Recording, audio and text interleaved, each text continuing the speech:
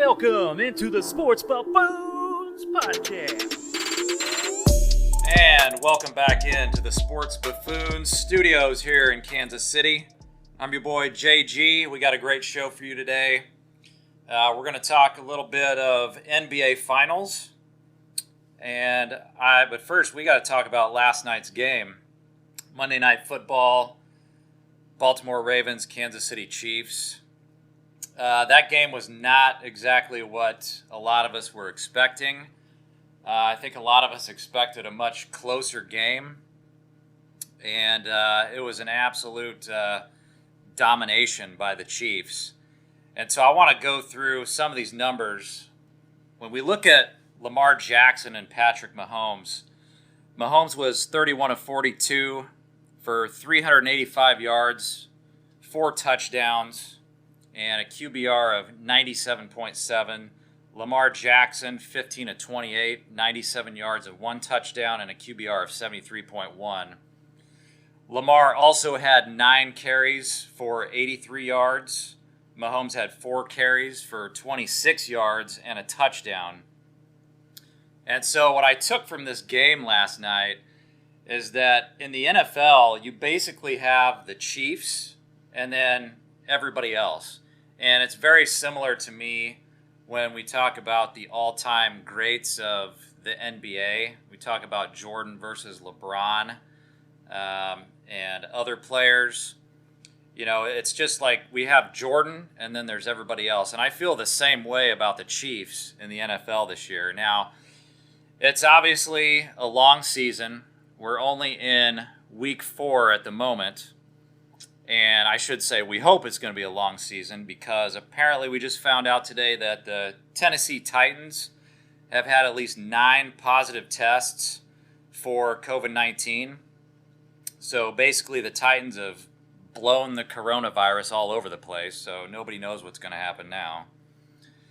So if the league does decide to postpone some games, we could have a situation like the one that we had in the other major sports and the potential for a shortened season.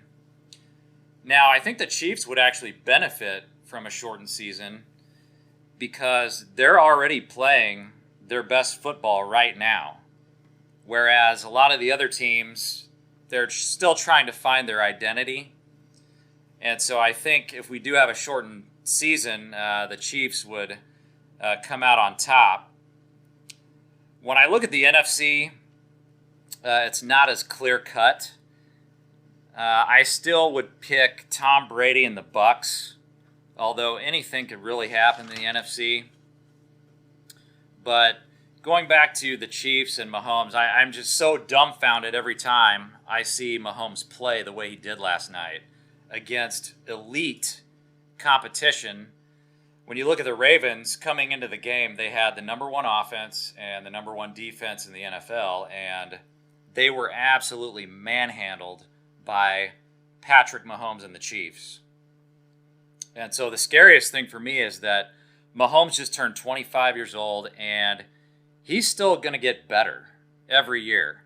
He is going to improve, and that is bad news for the rest of the league. Now, if we somehow end up in a bubble situation like the NBA playoffs, you can rest assured that Mahomes is going to capitalize on that opportunity in much the same way that LeBron is capitalizing on it right now. And so, speaking of LeBron, we're going to move into the NBA Finals preview. So, tomorrow night, Wednesday night, we got the Heat versus the Lakers, Game 1. And I know the masses did not get the matchup that they preferred.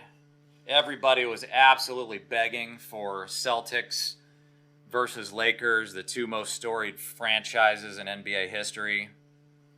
But I really like the storyline of the matchup that we did get because you've got LeBron James versus Pat Riley. And with Pat Riley, he's been the Heat president since '95. And he coached the Lakers to 4 championships, plus another championship as an assistant coach in 1980. He coached the Heat to the championship in 2006. And so he is without a doubt one of the best coaches in the history of the NBA. He acquired LeBron and Chris Bosh to pair with Dwayne Wade to win 2 titles in 4 years from 2011 to 2014 when LeBron was with the Heat. And so it's a really good storyline with these two guys. And actually, Pat Riley convinced LeBron James to join the Heat in 2010, even though I know that LeBron took a lot of heat, if you will, from doing that TV show that was called The Decision. And I want to kind of put an end to this, guys, because all the backlash that LeBron received for that was uncalled for, especially considered that show raised about $6 million for various charities. So this is a good storyline. I mean, you've got the LA Lakers versus the Heat, LeBron versus Pat Riley. Both of these guys have rings that they can show for the Miami Heat. And Pat Riley has 6 total rings with the Lakers, including one as a player in 1972. So without a doubt, I believe this series is going to be an all-out war. And I do not think for one second that Jimmy Butler and Bam Adebayo and Tyler Hero and those guys are just going to quietly disappear into the night. Not to mention Eric Spoelstra, because he actually coached LeBron. So Spoelstra, if anybody, should know a lot about LeBron James's game and how to kind of slow him down a little bit. I hear a lot of back and forth between people in the media that they are expecting a sweep in this series or maybe a 5-game series. I'm not seeing it that way. And the reason I think this is going to be a long series, probably a 7-game series, is because I think the Heat are just being underestimated here. Now, LeBron did play for Eric Spoelstra, so that Miami Heat coaching staff, they know everything about LeBron. They know his strengths, they know his weaknesses, but LeBron also knows what Spoelstra likes to do. And so LeBron probably already knows that, he's going to get a lot of defensive looks, and he's expecting to get a lot of different defensive looks from Eric Spoelstra. But the one thing I really look at during these matchups is defensive win shares. And so you got a lot of players on both teams that are in the top 50 in defensive win shares this year in the playoffs. So we'll start with LeBron. His defensive win shares were 103. Anthony Davis was 104. Alex Caruso, Danny Green, they were both over 103. And on the other side, you've got Goran Dragic, Bam Adebayo, and we all know about Andre Iguodala. So those guys are very good defenders. And I want to point out Andre Iguodala for one reason. He only played 20 minutes a game in the playoffs, but they have been saving him for this moment. And we can't forget about the 2015 NBA Finals because, Game 6 versus the Celtics this year, Andre Iguodala was 4 for 4 in field goal percentage and 5 out of 5, or 4 for 4 from the three-point land and 5 for 5 total field goal percentage in 28 minutes. And so in 2015, Andre Iguodala won the Finals MVP, and the only reason they gave him that award is because he was very instrumental in slowing down LeBron James, and that's ultimately the reason why the Warriors won that series. We all know that the Warriors had a ton of weapons that year, but it takes a lot of weapons if you're going to beat LeBron James, and Iguodala won that Finals MVP because he was able to slow LeBron James down. Now, nobody is ever going to stop LeBron James, and so, we talk about the history of the Miami Heat and Pat Riley, and both of these teams, they know each other. Nobody's ever going to stop LeBron James, but I think the Heat have the best chance to slow him down a little bit.